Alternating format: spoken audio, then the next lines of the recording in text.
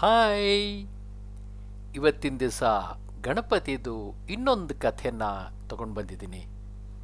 ಗಣೇಶ ತುಂಬ ಬುದ್ಧಿವಂತ, ಅವನು ವಿದ್ಯಾದಿ ದೇವತೆ.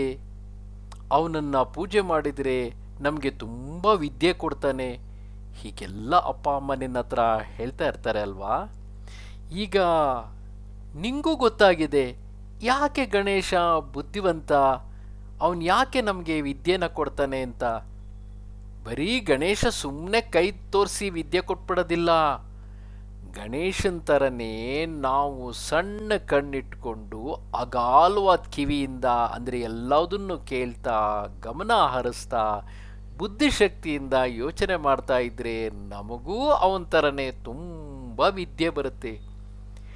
ವಿಶೇಷ ಏನು ಗೊತ್ತಾ, ಈ ವಿದ್ಯಾದೇವತೆ ಅಂತ ಹೇಳಿಸ್ಕೊಳ್ಳೋದಕ್ಕೇನೆ ಒಂದು ಕಥೆ ಇದೆ. ಹಿಂದೆ ನಿಮಗೆ ವೇದವ್ಯಾಸರ ಕಥೆ ಹೇಳಿದ್ದೆ. ಅವರು ಪುರಾಣಗಳನ್ನು ರಚಿಸಬೇಕಾದ್ರೆ ಎಷ್ಟು ಸಮಸ್ಯೆ ಆಯಿತು ಅಂತ. ಮುಂದೆ ಅವರು ಮಹಾಭಾರತನ ಬರೆಯೋಕೆ ಕೂತ್ಕೋತಾರೆ.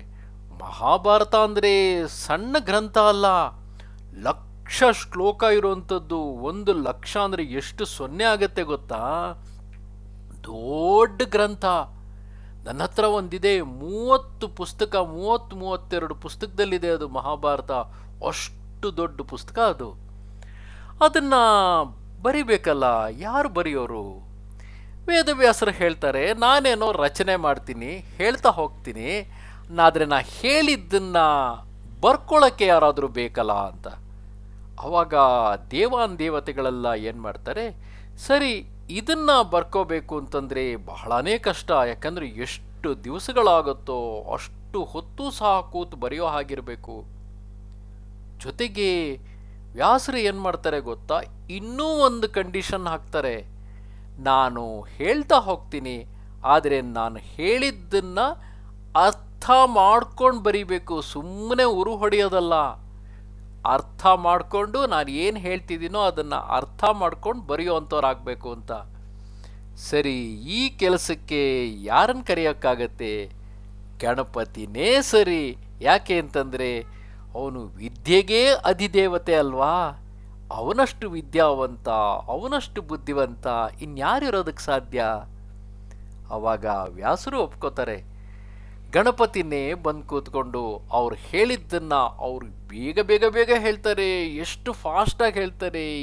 ಏನು ಹೇಳ್ತಾ ಇದ್ರು ಸಹ ಅವರು ಹೇಳಿದ ಪ್ರತಿ ಒಂದೊಂದು ಶಬ್ದನೂ ಸ್ಪಷ್ಟವಾಗಿ ಗಣಪತಿ ಅರ್ಥ ಮಾಡಿಕೊಂಡು ಆಮೇಲೆ ಬರಿತಾ ಹೋಗ್ತಾನೆ. ಇಡೀ ಮಹಾಭಾರತನ ಗಣಪತಿನೇ ಬರೆದಿದ್ದು. ವ್ಯಾಸರು ಹೇಳ್ತಾ ಹೋಗ್ತಾರೆ, ಗಣಪತಿ ಬರಿತಾ ಹೋಗ್ತಾನೆ. ಅಷ್ಟ್ರ ಮಧ್ಯ ಏನಾಗ್ಬಿಡುತ್ತೆ ಗೊತ್ತಾ, ವೇದವ್ಯಾಸರಿಗೂ ಇದೇನಪ್ಪ ಇವನು, ನಾನು ಹೇಳಿದ್ದನ್ನೆಲ್ಲ ಬರ್ಕೋತಾ ಇದ್ದಾನಲ್ಲ, ಏನಾದರೂ ಒಂದು ಸಮಸ್ಯೆ ಆಗಬಾರ್ದ ಅಂತ. ಅದಕ್ಕೆ ಸರಿಯಾಗಿ ಏನಾಗುತ್ತೆ ಗೊತ್ತಾ, ಗಣಪತಿಗೆ ಸಮಸ್ಯೆ ಆಗ್ಬಿಡುತ್ತೆ. ಗಣಪತಿ ಉಳಿದೋರಿಗೆ ಸಮಸ್ಯೆ ಮಾಡೋದಲ್ಲ, ಅವನಿಗೆ ಸಮಸ್ಯೆ ಆಗ್ಬಿಡುತ್ತೆ. ಏನಾಗುತ್ತೆ, ಅವನೊಂದು ಪೆನ್ ಇಟ್ಕೊಂಡು ಬರಿತಾ ಇರ್ತಾನಲ್ವಾ, ಲೇಖನಿ ಅಂತೀವಿ ಪೆನ್ನನ್ನು. ಆ ಪೆನ್ನಿಂದು ತಕ್ಷಣ ನಿಬ್ಬೋ ಇದೇನೋ ಪೆನ್ನೋ ಪೆನ್ಸಿಲೋ ಏನಾದರೂ ಇಟ್ಕೋ, ಅದ್ರದ್ದು ಬರೆಯೋ ನಿಬ್ಬಿರುತ್ತಲ್ಲ ಮುರಿದೋಗ್ಬಿಡುತ್ತೆ. ಈಗ ಹೆಂಗೆ ಬರೆಯೋದು? ಆವಾಗ ವ್ಯಾಸರು ಸಣ್ಣಕ್ಕೆ ನಗ್ತಾರೆ. ಈಗ ಹೆಂಗೆ ಮಾಡ್ತೀಯಾ? ನಾನು ಮುಂದಿನ ಶ್ಲೋಕ ಹೇಳ್ತಾ ಹೋಗ್ಬಿಡ್ತೀನಿ, ನೀ ಹೇಗೆ ಬರಿತೀಯಾ ಅಂತ ವೇದವ್ಯಾಸರು ವ್ಯಂಗ್ಯವಾಗಿ ನಗ್ತಾರೆ ಗಣಪತಿ ಕಡೆ ನೋಡಿ. ಗಣಪತಿ ಅವರಿಗೆಂತ ಬುದ್ಧಿವಂತ. ಏನು ಮಾಡ್ತಾನೆ ಗೊತ್ತಾ, ಸೀದಾ ಅವನದೊಂದು ಕೋರೆ ಹಲ್ಲಿರುತ್ತಲ್ಲ, 2 ದಂತ ಇರುತ್ತೆ ನೋಡಿದೀಯಾ ಗಣಪತಿಗೆ. ಸೊಂಡ್ಲಿನ ಆ ಕಡೆ ಈ ಕಡೆ ಬೆಳ್ಳಗಿರುತ್ತೆ ದಂತ. ಅದರಲ್ಲಿ ಒಂದು ದಂತ ಅಂದರೆ ಒಂದು ಕೋರೆ ಹಲ್ಲನ್ನು ಟ್ಯಾಕ್ ಅಂತ ಕಟ್ ಮಾಡಿಬಿಡ್ತಾನೆ. ಚೂಪಾಗಿರುತ್ತಲ್ಲ, ಅದರಲ್ಲೇ ಊರಿ ಊರಿ ಊರಿ ಊರಿ ಬರೆಯೋಕ್ಕೆ ಶುರು ಮಾಡಿಬಿಡ್ತಾನೆ. ವೇದವ್ಯಾಸರಿಗೆ ಆಶ್ಚರ್ಯ ಆಗ್ಬಿಡುತ್ತೆ. ಅಬ್ಬಾ, ಒಬ್ಬ ಶಿಷ್ಯ ಅಂತಂದರೆ, ಒಬ್ಬ ಕೆಲಸದಲ್ಲಿ ನಿರತನಾಗಿರೋನು ಕೆಲಸ ಮಾಡೋದು ಅಂತಂದರೆ ಗಣಪತಿ ಥರ ಮಾಡಬೇಕಪ್ಪ ಅಂತ. ಅವರು ಹೇಳಿದ್ದ ಶ್ಲೋಕನೆಲ್ಲ ಬರೆಯೋದಷ್ಟೇ ಅಲ್ಲ, ಅವನು ಪೆನ್ನು ಮುರಿದೋಯ್ತು ಅಂತ ಹೇಳಿ ಮಧ್ಯದಲ್ಲಿ ಅವನ ಹಲ್ಲನ್ನೇ ಕಟ್ ಮಾಡಿಬಿಟ್ಟು ಆ ಹಲ್ಲಲ್ಲೇ ಆ ದಂತದಲ್ಲೇ ಬರೆಯೋಕ್ಕೆ ಶುರು ಮಾಡಿಬಿಡ್ತಾನೆ. ಅದಕ್ಕೆ ನೋಡಿದೀಯಾ, ನೆಕ್ಸ್ಟ್ ಟೈಮ್ ಗಣಪತಿ ಫೋಟೋ ನೋಡು, ಆ ಗಣಪತಿ ಫೋಟೋದಲ್ಲಿ ಒಂದು ಹಲ್ಲು ಮುರಿದೋಗ್ಬಿಟ್ಟಿರುತ್ತೆ. ಅದನ್ನು ಸ್ವತಃ ಅವನೇ ಮುರ್ಕೊಂಡು ಅದರಲ್ಲೇ ಮಹಾಭಾರತನ ಬರೀತಾನೆ. ಅದೇ ಮಹಾಭಾರತನೇ ನಾವೆಲ್ಲ ಈಗ ಓದ್ತಾ ಇರೋದು. ಮುಂದೆ ನೀನು ಇನ್ನೊಂದು ಸ್ವಲ್ಪ ದೊಡ್ಡವನಾಗ್ತೀಯಲ್ಲ ಅಥವಾ ದೊಡ್ಡವಳಾಗ್ತೀಯಲ್ಲ, ಆವಾಗ ಮಹಾಭಾರತದ ಕಥೆನೂ ನಿಂಗೆ ವಿಸ್ತಾರವಾಗಿ ಹೇಳ್ತೀನಿ. ನಿಂಗೂ ತುಂಬ ಇಷ್ಟ ಆಗುತ್ತೆ. ಓಕೆ ಜಾಣ ಮರಿ, ಈಗ ನಿದ್ದೆ ಮಾಡೋ ಟೈಮು.